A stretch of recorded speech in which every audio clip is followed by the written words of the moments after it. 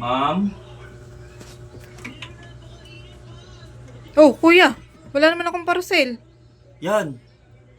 Kaka-order nyo ng kaka-order. Akala nyo lahat ng dumarating dito, parcel. Ano ba kasing ginagawa mo rito? Ay, sorry ma'am. Hindi pala dapat ako nangingialam. Ano ma'am, nagbebenta lang po ako ma'am. Ano ba kasi yan? Ano po? Puto ma'am, 5.20 po.